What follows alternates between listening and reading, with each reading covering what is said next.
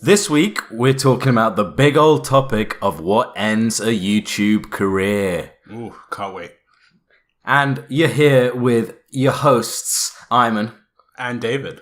This is the Hit Pause podcast. Kind of done this out of order this time, but whatever, it's working. Let's go with it. Let's keep going. And what do we do for the viewers? This is the podcast where we talk about YouTube so you don't have to. Saving you time.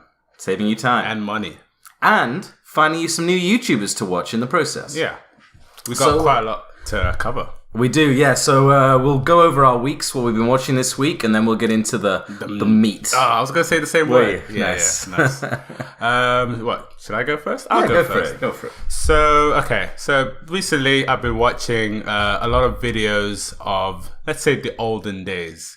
So I've been going back and watching videos that were like posted in 2012, you know? Oof, that is the olden days. When we were kids and all that good stuff. So I've been watching college humor stuff.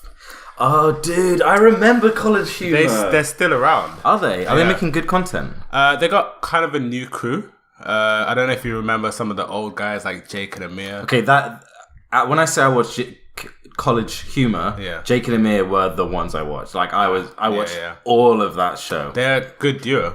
They are a good duo. Kind of like us, huh? Maybe. On a good day. But yeah, so they got kind of a new crew, a lot of new people. Setup and ideas are kind of more generic now. They kind of follow what Smosh do. Like they put generic titles and make it funny rather than being unique and creative. So wait, do they not have Jake and Amir anymore? No, not at least on camera. Maybe they're in writing. I doubt it. Right. Okay. Yeah. Wow. Okay. Damn. Yeah. But they've got some good videos. We just try to go through that. And then like kind of still on the same topic, Rooster Teeth, they have like a new series coming up where they basically do, they've released one episode on it. And anime series? No. So like they do commentary on their old videos, like the very first ones. Oh, wow. So it's almost like a director's cut. This is really reaching for content. No, you think it is. You would think it is like, oh, we're so empty. But if you think about it, it's not. It's what the people want. And it's also an anniversary of like. Yes. But it is hard for these YouTubers. I know, like, fair enough. But I mean, come on, that is next level lazy and smart. I'll give them that. Like, it's smart. People want that. But but that's like calling lazy. A reboot of a movie like lazy and smart because you know the people want it. Yes, that's exactly what it is. Hey, but reboots are hard work too. Yeah, but usually they're not. Usually they just skim them off. They're like, yeah, whatever. Ghostbusters, whatever. We don't really care. We know people are going to pay, so whatever. Okay, Ghostbusters, and that's why they always end up poor quality. Not all of them. Power Rangers was good. Okay, David. Let's carry on now. Let's just note to self to edit that out for David's sake. Right, of course, because everyone knows. All right, fine, I'll stop there. But yeah, just a lot of old stuff. What about you? Well, to be honest, I've been kind of cheating on YouTube a bit this week. I've been watching a lot of Twitch. This is the wrong podcast for that. I know. But hand in hand, with that, it does actually come hand in hand because all of the Twitch streamers post their stuff, their highlights and stuff on YouTube. That's true. And I don't really have time to like watch that many live streams. So come watch them on YouTube. So I'm watching a lot of there's this guy called Dr. Disrespect who plays PUBG. He's just like a caricature of this like ridiculous. He's the guy with the mustache, right? Yeah. He's like one of the biggest ones. But anyway, he's hilarious. And he's a dad, isn't he? So funny. He's got 2 kids or something. Yeah, he's got 2 kids, yeah. Respect. Yeah. And his kid, Dr. Disrespect, my bad. His kid like comes on screen sometimes, yeah. It's quite funny because she'll come on and he'll be like, what do I do? Because that's the kind of voice he talks in. He's going like the Batman and she's like, thing. Sing and dance. I mean, it's cute as hell. You wouldn't expect such a cute child to come from such a hard voice man. Yeah. Other than that, I actually looked up the YouTuber that you mentioned last week. You said, so last week, if anyone hasn't listened to it, David talked about watching people eating food on YouTube. Yeah. Which is a bigger thing than I thought it was. But I went and watched some of this girl's videos, Sophie Buttermore? Yeah, I thought it was Sophie, but it's actually Stephanie, I think. Stephanie. Yeah, Stephanie Okay, Buttermore. Stephanie Buttermore. She's basically like a fitness buff, you know. She like works out loads. She knows a lot about nutrition and all that stuff. And then on her cheat days, I don't really know what she eats during the week. Yeah, I wonder. Yeah, but on her cheat days, she goes like 7,000 calories. She gets a box of donuts, like big. Oh, you watched the fat donut? You watched the donut one? She gets donuts every time. Oh, okay, dude. yeah. I watched like 2 or 3, but eats the whole box. Yeah. And then she'll come at That's the end the of one. That's the one you take home and share with your family. My God, I mean, for breakfast she had an ice cream sandwich where the outside was cookies. And do you know what? She eats a God. lot of sugar. I don't know who her dentist is, but man, She does have good teeth. good teeth. Yeah, yeah. And But she doesn't really like drink water. she just afterwards. doesn't get, yeah, literally. But she just doesn't get full. Even at the end of the day, after eating all this stuff, she was putting away 3 bowls of cereal. Yeah. She had a bowl of ice cream that was bigger than a football. And you know what? And you know how I said like last time that she is basically like 50 kgs. So Yeah. like 2/3 of you. So it's not like she's a buff person who can eat a lot. Her body seems like she shouldn't, but she does. She just must work out so much, you know. She must know the nutrition, have this, then work out this much, and then I eat like this during the week and whatever. Maybe just food just appeals a lot more to her than it does to us. I mean, yeah, jeez. So that's basically been my week on the tube. Yeah. Are we calling it the tube yet? Let's call it the tube. Please don't. Yeah, I've been watching a couple other stuff, but it kind of works with what we're going to cover today. A couple like channels who have moved on, that kind of thing. But I will say I did watch my first PewDiePie video on my own. And? So I've always, in the past like 2 years, since 2 years ago, I've never watched a PewDiePie video. Kind of out of choice. I was just like, I'm pretty sure this guy's not for me. Then I gave it a try, probably with you or a friend or two. And I've been telling you to give it a try for so long. yeah. Well, we had to for the podcast anyway. So he is funny with friends. I don't find him funny alone. Really? Yeah, I can't laugh. Oh, but no it's so way. weird. That is the same example with somebody who said they watched the Deadpool 2 movie and I was like, I just smiled. I barely laughed. But I laughed hysterically. And I don't know if that's because I was with friends. You were with our friend Max, who does. Yeah. He has a big laugh, infectious. Yeah, but I kind of started some of the laughs myself. But it's the same way with PewDiePie. On my own, it's like, giggle, Really? Yeah. I laugh out loud at PewDiePie videos usually. Yeah, it's ridiculous. But in his most recent video, actually, this kind of kicks off our topic for today. Let's kick it off. Of moments ending YouTube careers, but. In his most recent video, he covers Lil Tay, who we've spoken about before, who's the 9-year-old. He just goes around flexing on everyone. Like, just serious flexing. Yo, look at all my money. My bathroom's worth more than your rent. My toilet's worth more than your rent. What are you doing? I'm 9 years old. What are you doing? Living with your mom? I'm living in the hills. And it turns out that she was faking everything. I mean, amazing, right? Nobody would have thought it. Yeah, but we were happy with her faking it.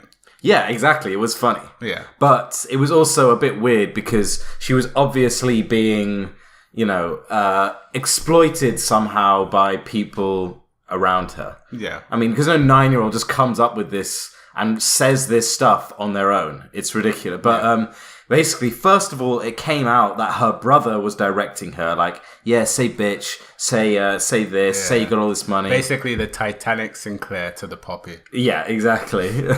And that came out, and then it turned out she had been using her mother's real estate houses that she was supposed to be selling to film videos. Amazing. I find that so amazing. You have no idea. Which is so funny. It's so clever as well. Like, opportunity. Exactly. It's smart. I mean, this 9-year-old, obviously directed by her brother, but the duo been sneaking into these houses they had the keys to off their mother. And then the car thing with the principal or something? Yeah, it was like, no, it was her mother's boss's car who they filmed with as well. Yeah. Like, this is my car. But anyway, her mum lost her job. Yeah. So like... Oh, done. Just like the guy work. who worked for Apple, and then the daughter released leaks of the iPhone 8 or X. Yes. And then he lost his job. Exactly. I love kids today. Kids, yeah, great. Thank you, kids. Yeah. And long story short, all of her content has been deleted. Do you think she did it? Her brother, she probably doesn't know how. What's the point in deleting it? Just leave it there and stop. I don't know. I guess it's because the evidence. Because she was on a TV show, This Morning America, and they asked her, "Did you film in one of your mother's real estate places?" She's like, "No, nobody's got no evidence of that. Nobody's got no evidence." Like, ask now, P. Diddy. See, she deleted her Instagram, so I guess nobody does have evidence. That's so stupid. Obviously, everyone's got copies of every video she's made. Exactly. So dumb. Exactly. Just helping another Instagram account be born. Exactly. But I mean, it's the people around her. She's a verified account with like 2 million or something, wasn't it? Yeah, it's like 2 million plus, but it's on Instagram, which doesn't really mean anything. I know, but you can make money off Instagram if you try. I think there's actually one Instagram account called Bikini a Day, and they basically wear a different bikini every day, and each one is obviously sponsored by the company doing it. No, dude, it's their company. They're wearing their bikinis. Sure, not at the start. They always wrote the name, and it's like I'm pretty sure they were big before they started that. But even if they weren't, it's the two twins, right? They're not twins. Yeah, they're twins. No, they're definitely okay. They're sisters. They don't even look. There's no way. Whatever. Definitely, it's their bikinis. It's their company. Maybe now, but surely not at the start. There are too many brand names. I don't know. We're gonna have to do our research afterwards. I don't know. Next podcast, I'll own up if it's me, but you better if it's you. Okay, whatever. Fine. That was a good deal. I'm glad that was resolved. So that kind of So that's the first example of a YouTube career ending. So it's not really YouTube, but online. Online presence. R.I.P. Lil Tay. Social. Yeah. So we got a list to cover. So let's get going with them. But in a fun way. Like a game show kind of thing. In this corner, we have what can end a YouTuber's career. Inappropriate videos. Oh yeah, inappropriate videos. First nominee, Brad Pitt. Second nominee. So this one I remember I found a while ago. Her name is called NICOLE ARBOUR. And she had quite a lot of subs, if I'm not mistaken, over 1 million as well. And she was basically known for like doing kind of close to home videos, they were like edgy comedy calling people out. Yeah. And so she made one which was like the career ending. Like, this is with a grain of salt. Nothing can really end a career. You can always start again. You just might not be the people, Yeah. That's the point. These people always kind of keep going. Yeah. Because at the end of the day, nobody really gets kicked off YouTube. Yeah. So they do kind of keep going, just worse. And now a lot of people don't like them. Yeah, exactly. And you just have to live in your own stew. But so she made a video called Dear Fat People, and that was basically just taken with a lot of like hatred and like, oh, you're fat shaming. I remember watching a South Park video on fat shaming. It's like I haven't seen her video because obviously it's taken down now, but I saw her apology in quote marks on the talk show. I love YouTuber apology. Oh, it wasn't on YouTube. It was it was on a talk show. They were interviewing her. How does somebody with 1 million subs go on a talk show? By making a really offensive video, basically. I think I know the secret. Like, you don't need views. You just need a strong, bad video. Yeah. But she said, oh, it was a joke. It was a joke. I was just trying to call people out. I always was supposed to be offensive. It was just like... I'll give you another example along these lines. Is this musician called Pogo, who makes kind of trippy remixes of old movies. Oh, yes. And I actually listened to some of his songs like 10 years ago.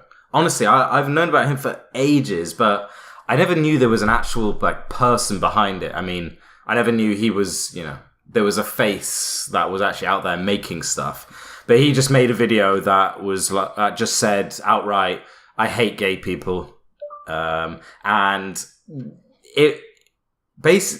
he came out and said it was a joke. Like, everyone was so obviously appalled, but he came out saying, oh, it was just a joke. But at the end of the day, if your joke is so far past being a joke Like, that's it. You don't get to excuse it. It's a sad world we live in because we want the YouTube community and the comment section to be smart. So, like understand pure in-your-face sarcasm. But sometimes if you're so good, then people are going to be like, oh, well, there's no way. Yeah, but that's the other thing as well is, even if you know he's joking, it's still like, well, that's not a very funny joke. And wasn't necessary. So it's just offensive, really. Not to mention all the people that are going to watch, including younger people who are on YouTube, predominantly, are not going to realize, and they're going to take this as, Yeah. Because at the end of the day, you're a person that people look up to. That's the whole point of being a YouTuber. Basically, you have to be a stand-up comedian to say offensive stuff. Yes. And that's fair because you're on a stage at a comedy show, 100% they are joking. Exactly. But if someone is posting this stuff on YouTube, like, no, you don't really know. Exactly. What are you on that whole fence of, if it's live, we'll give them more of a, second chance. But if it's recorded and you uploaded it, then it's like, no. That, even though it's the same level of, it's bad on both ends, but because one is live and in the moment, maybe it's less bad. Yeah, maybe. I guess maybe it is a little bit less bad, but it's also a bit more... they're both kind of telling in their own way, because it's like, well, if you said that in the moment live, then you've got these... something's floating around underneath the surface in your head. Yeah. But if you choose to upload the video, it's like... You're probably more of an idiot than otherwise I would have thought, because how could you not think this through? Yeah. So both bad, maybe in slightly different ways. Yeah. Who do we have? T. Martin. Okay, so actually I know about this one because I remember when this all happened. Yeah. So can I field this one? Oh, please do. T. Martin is a video game streamer. Plays a lot of CSGO, Counter-Strike, which is one of the biggest online shooters. And Counter-Strike has a gambling community. So you can gamble for real money with in-game items. Which we don't promote, by the way. Yes. Never done it myself. I swear. But so basically you bet your in-game items, get out in-game items, and you can sell them for money. And what T. Martin did was he started promoting this website where you could basically gamble for these in-game items. It was literally just games of chance. So it was just flipping a coin type thing. You hit the button, the wheel goes round, and you see if you win some money or not. Okay, but you're putting down your actual in-game items, your actual money, because that's worth something. And he was promoting it loads, showing all these videos of him winning money. Like, I won $10,000 on this website. Whoa, this website's awesome. You should check it out. I'm winning so much money on this website. Check it out. Turns out down the line that he owns the website. No way. Yeah, did you not realize this is what this was? Oh, I didn't. I just thought it was bad to literally show gambling in that sort of sense. No, I mean, obviously it's bad in that sense because he has a young audience and he's promoting gambling to them. So that in itself is bad. Yeah. Okay, but then it's completely fraudulent. Nice. It's completely fraudulent. That is next level businessman. He should go to prison. Literally. Should go to prison. Should just be like, and he's not even banned from YouTube. It's fraudulent because he was just faking it because he obviously has access to the inside of the website. So, oh my god, I mean, it's just awful. Like, what a terrible when person. you go to those slot machines, he's the guy inside making sure that you don't get 3 spades in a row. Yeah. He's just making sure so that he can upload that video. Yeah. So, I mean, when you look at NICOLE ARBOUR and saying that she thinks fat people deserve it, it's like that. I think that this is so much worse. Yeah, no. This is like practiced, premeditated. I know. It is calculated. Pitched the idea. Told your girlfriend, I might not be back. Yeah, that is a serious Ocean's 11. Yeah, seriously, it's a scam. It's a full-on scam. Wow. So that one's terrible. That is really a bad one, actually. Right, see you later, T. Martin. So he's still making videos. Yeah. I mean, actually, we should say as well, NICOLE ARBOUR is still making videos. I don't think anyone isn't out of the people we're going to cover them. But I can't imagine anyone should stop unless they're literally so ashamed of themselves or venturing into something different. But I mean, eventually people do kind of forget, and like, what are they going to do? Just stop entirely? I mean, they don't know anything else, so yeah. So iDubbbz, Mr. Content Cop Guy, which I haven't seen much of. I know he did a bit on Jake Paul. So I guess his thing about it is he just calls out YouTubers saying what they did. Yeah, the content cop is basically, he goes through their content, says, this is wrong, this is stupid, you're a bad person, this content is terrible. That's good publicity. Like, yeah, it's pretty, he's pretty harsh with it because... Is he always right? Like, that's a hard role to play. He's got a lot of followers, so, he does okay, but his whole thing is he's really, he doesn't care. Yeah. He does not care. I can imagine. And I think it seems completely like, honest. Like if you were to listen to like a H3 podcast or anyone who's like criticizing, they'll play it safe so that they're fine on paper. But I can imagine he just goes full out. Yeah, he goes all out. Yeah. I see. So, he covered a YouTuber called TANA MONGEAU. Let's go with that. Okay. We'll put her in the... We won't put her. We'll put the link to the channel in the description. But basically, she's just one of the many few that, kind of said the N-word on a video. And if I'm not mistaken, if it's a video, she sure must have posted it.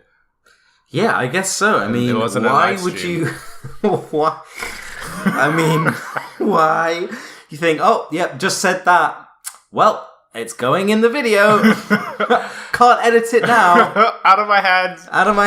Upload. So the funny thing about it is, basically when she was obviously called out about it in the next video or on that video, and then in her, next video she talks about it. She says, or her response is that she didn't know what that word kind of meant. Oh yeah. So I don't actually know her. I've not heard of this controversy, but oh my god, what a response! That's the best I've seen. Wow. I mean, I'm amazed. Normally it's like I didn't do it.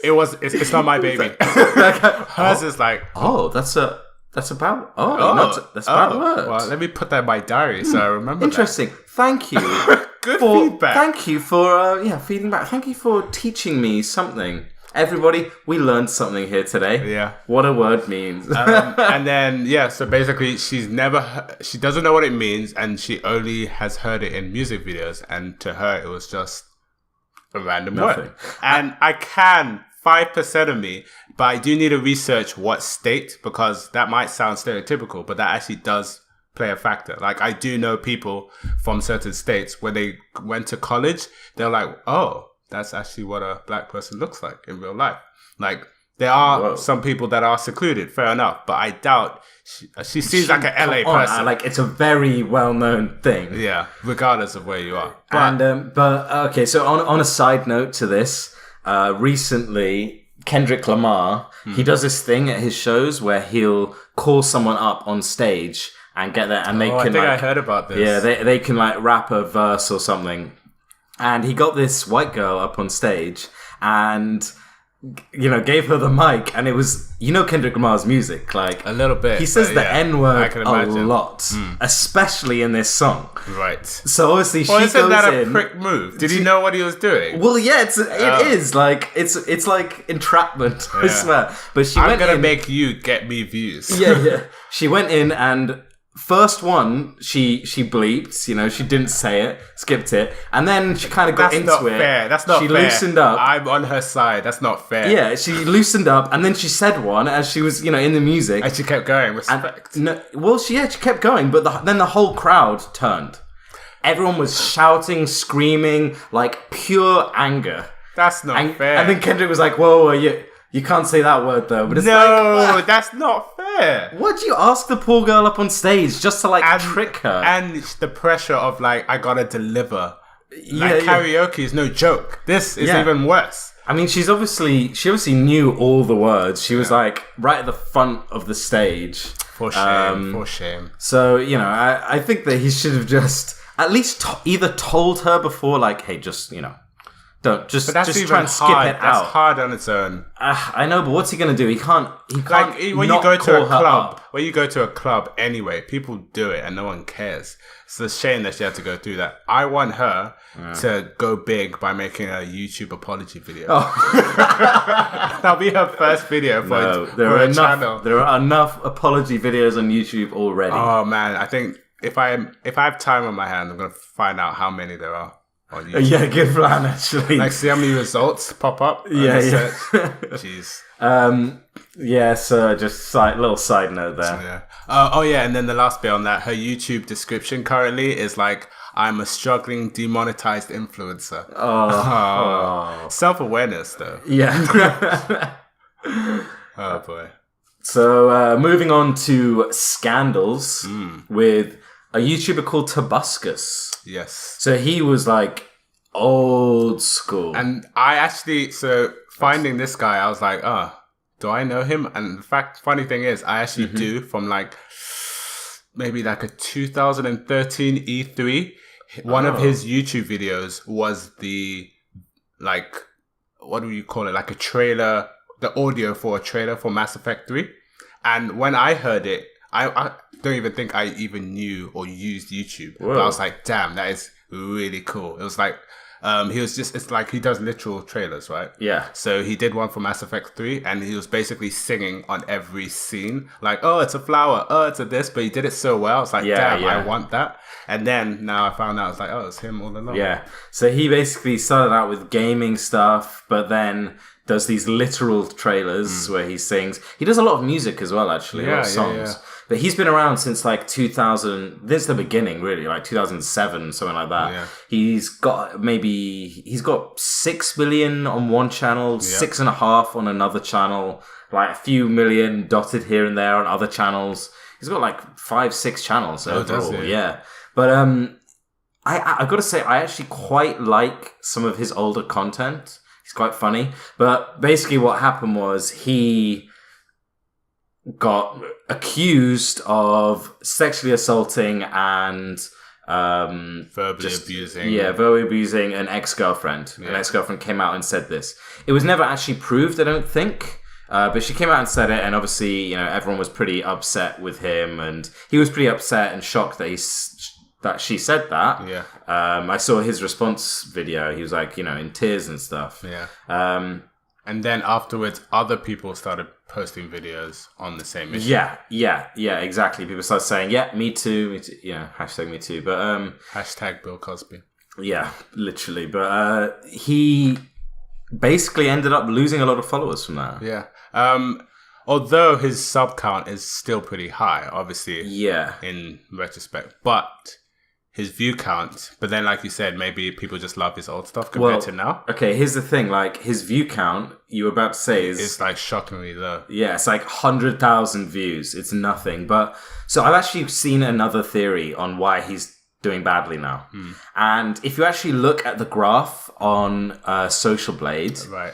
you look at the point where he had this controversy, and you could see his views were already crashing lower and lower and lower. Yeah. And the theory is, I got this from another YouTuber. I'll try and find a video and link it in the description. He basically just was making worse and worse content, not innovating, not doing anything different. His content was just getting lazier and lazier. If you watch a couple of his vlogs in more recent times, oh my god, dull, just babbling on, just nothing, just so lazy. And thing is, back in the day, 2007, 2012, that would have been fine. But nowadays, where you have, you know, all the big dogs making decent quality, well thought out vlogs and content, nobody's got time for that. Gotta step up, bro. Yeah, exactly. So, you know, I think it didn't help him. Yeah. But he was already dying. Yeah, it's a hard enough life for us. He's probably made enough money by this point anyway. Yeah, but you know, you want to kind of end on a good note though. Yeah, exactly. Like, that's what he's remembered for now. It kind of sucks. Yeah, it does. And now he's just making poor content all the time. But hey, you're still making content. That's what matters. It's true. Yeah, it's true. Yeah, so I mean, those are kind of like the in your face, like, yeah, you know, this is the reason why. But sometimes you get the ones that just kind of die down. Yeah, and you did fade nothing out. wrong. Yeah. So my favorite one, well, no, not favorite sad story, but favorite YouTuber group, Epic Mealtime. Yeah. The Canadian the bacon strips the guys. Canadian bacon guys. And they're basically just not getting the views at all that they used to get. I do sad. think it was a fad at the time. People loved messy, crazy eating. Yeah, and thing is, bacon was kind of a meme. Yeah. It still is a bit, but like it was a big time meme. Oh, everybody loves bacon so much. That's true. And they played off that a lot. Yeah. But now they just coast with like 100K, 200K views compared to the millions they would normally get. Do they make good stuff? Yeah. Like, it is good. It's still kind of the same. Like, they just try and go above and beyond. And they've had a good success one. They had a TV show, 2 seasons, where they would, it's like Epic Meal Empire. So they basically do their thing, but like in real life scenarios. Like, they'll go to a school, make a robot for kids out of food. Like, just stepping it up. Pretty cool. And they had like a bit of a storyline to make it suitable for TV. They had a cookbook as well. Yeah, they had a game show as well. Oh, really? That one was actually pretty good. Like, they got guest YouTubers to come on, and they would all like kind of, what's the Hell's Kitchen it kind of thing. Oh, nice. Yeah. Oh, that's cool. Getting YouTubers to cook. That was actually a real good one. What happened to it? They just did 1 season. It was actually in their good period. They just didn't do it again. It looked like it took a lot of work, but man, it was pretty good. So that's weird because they are obviously trying to innovate, trying to do something. That is the stuff. thing. Like, you can't really tell. Maybe they got stuff behind the scenes, so maybe they're putting less effort. But you're right, they are innovative. It's just not what the people want anymore. Like, they have, they even made their own food that's in Walmart now. I think it's like bacon. No, not bacon. It's just naturally go to bacon. I wouldn't be surprised. I think it's something pizza in a pocket. I know that sounds like pizza pocket, but it's like their own version of it. But you know, they're doing other things. But it's just kind of sad that if you stay who you are. I mean, maybe it is because some of these YouTubers, they end up diversifying into like real company stuff. Yeah, maybe they're just doing more of that. Yeah, I can imagine. Okay, but as he said it in his own words as well, like, they are business minded. So I imagine when the times were good, they'd use their money in other ventures, I guess. Yeah. Yeah, I mean, I like them, but that's the thing. You can only watch so many of that type of video, and at this point, it's just boring. Yeah, like I've seen it. Yeah, that is the thing. You know, you've seen one, you've seen them all, really. Yeah. But yeah, they're still my loyal viewing. Yeah, but, you know, it's a shame. Fair enough. So wait, are they in your sub list? Oh yeah, absolutely. I've watched every video. They made it to. Hey, someone get in contact with Epic Mealtime. You made it to David's sub list. Yep, I've watched every video, and I think they're the only channel that I've watched every video for. Wow. Sure, they only post twice, sometimes 3 times a week, but hey. Wow, I mean, that's an honor. Yeah, no, I really do love the guys. All right, moving on to the Fine Bros. So this is our money-hungry section. Yeah, where your love and lust for money can kind of kill your career as well. So the Fine Bros have been big-time YouTubers. Big time. They do I think they got like 17 mil subs. 17, really? Yeah. Damn. But they pretty much invented the React thing. I mean, that's kind of a bit questionable, but they invented that format. They mainstreamed it. That's for sure. Yeah. So they basically do kids react to PewDiePie, grandmas Poppy. React to Poppy, or trap music. Yeah, things that the opposite should not be listening or watching. Yeah, and they film their reactions, and that's it. Like, it's not that special. Yeah. And one day, these clever guys decided, you know what? We need to copyright this. This is working out so well. We've got to make sure this is ours only. So not only did they try and copyright the word react or doing any kind of reaction video on YouTube, which, I mean, can you just imagine if nobody could make a reaction video on YouTube? And like, this is like what? Next level of how everyone was like, how the hell is Candy Crush copywriting the word saga? Was it? Oh, You know, yeah. it's like to stop other people from using that word in their games. Yeah. Like, it's just like, how dare you? But then... It's ridiculous. Like, it's a commonly used word. At this point as well, already there were thousands of people making reaction videos, but they also had the gall to say, hey, we're copywriting it, but we're making this thing where if you want to make a React video, you can be a React partner and make one. So basically, it's like you're licensing the word React from us so that you can make your video and we get a cut. And we get a cut. You're welcome. You're welcome. Yeah. Wow. Like, you're a YouTube partner, and now I'm a Fine Bros YouTube partner. There was like a ridiculously huge backlash to this from everyone. Hey, sometimes when you are big, you feel big. So, that's it. They were just in their little bubble. Yeah. Everyone's saying yes. Great idea, guys. Man, absolutely just insane. When you look at it in the real world, it's just insane. Oh, God. But out of all the people, these guys are still pretty good. They're just not on camera anymore. Yeah, that's basically it. So they did go back on it, and they didn't, do the whole copyright thing. But now they're just like in the shadows, basically, because everybody knows their face and doesn't like them. After a while they'll be allowed out. Yeah. Fine, bro. Come out your closet now. Are you fine, bro?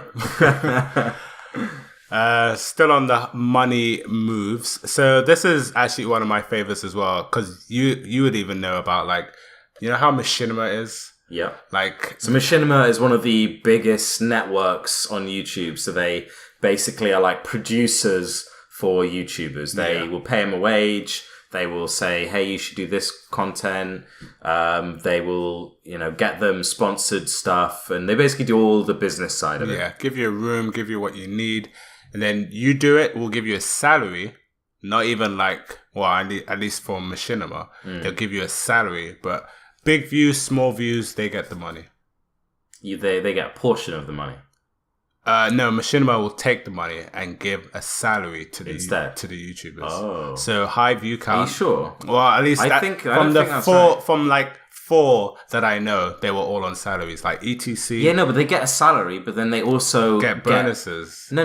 Machinima will take, say, 40% of the video earnings. What, and then the rest goes back to them? Yeah.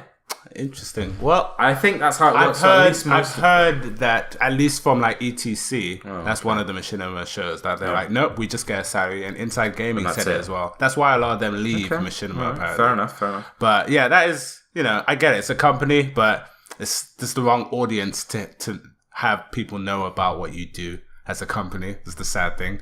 But in the case of SourceFed, so Philip DeFranco, he is a YouTuber who does kind of news and stuff. So he kind of started a group of people that were known to be called SourceFed, and they would do another kind of news channel and show, but there was a lot more comedy and a lot more skits, and there was so much personality that a lot of people ended up loving it, and it reached I think they were like a couple million subs as well. And then Disney, as people might not know, just like Machinima, they have many small companies that go out there to buy YouTube groups and like be the over umbrella company. And they did that for SourceFed, and everything's going great. Then they're like, let's rebrand this. Let's just make it different. And then no one wanted it. And then they basically just ended up canceling the whole thing. And their new show is like pathetic. So basically they came in, bought this channel, renamed it. Surely you bought it. And it died. Surely you bought it because it's doing well. Why would you kill what's working? Yeah, exactly. It's crazy. Yeah, it is crazy. So that's an example of like, we saw something working and we wanted to make it work better. And then we ruined it. Yeah. Because of our lust. Yeah, so in the other direction, Ray William Johnson was with Maker Studio, which is Disney, and then decided, hey, I'm going to go off and do my own thing, and ended up just failing. So it was like the other way around. Yeah. Who is also I guess I could say I'm quite loyal to, because I've seen his journey since, like, till today, he doesn't do the same formula. He is actually quite similar to Epic Mealtime, where what he used to do, which is just like cover 3 videos, like 3 trending videos, and give his reaction or talk about it, that would have died anyway. So he did move on to other things. So I feel like that both of them are a factor to why it's not the same anymore. So that leads us kind of onto our last one, who is an example of someone whose career wasn't ended on YouTube, but his career was ended elsewhere, and then he came to YouTube to rekindle it. Yeah. And this was Ice Poseidon. Ice Poseidon is an IRL streamer on Twitch. So he essentially live streams his life. You know, he'll do 8 hours in a day, sometimes more, 10, 12, of him just going around doing stuff, meeting people, getting in all kinds of trouble, you know, making a fool of himself, embarrassing himself, doing all kinds of stuff. But one of the things that he used to do is he would always let people know where he was, which led to loads of people coming to find him on the stream, which was really entertaining viewing. Right, I get it. But kind of progressed to the point where it was getting like bad. Basically, everyone started swatting him. Swatting is where people phone the police and say so-and-so's got a bomb, someone's got a gun in the house, something, and they go around there. And because so many people are doing it, it's more believable to the police. Is that how it works?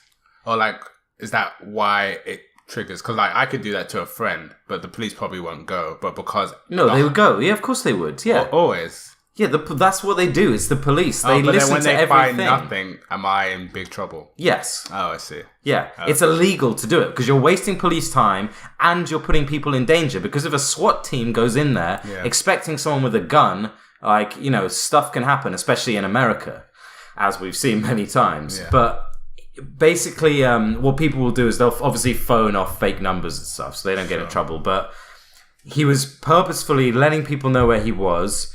People started swatting him, all this stuff, until one day he did it on a plane. Somebody phoned it in that he had a bomb. Plane gets stopped. He gets taken off.